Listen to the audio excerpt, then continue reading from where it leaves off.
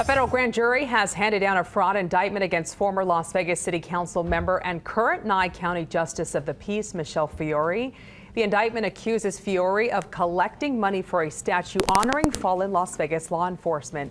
It alleges she used none of the contributions to create the memorial, but rather pocketed the funds for personal use.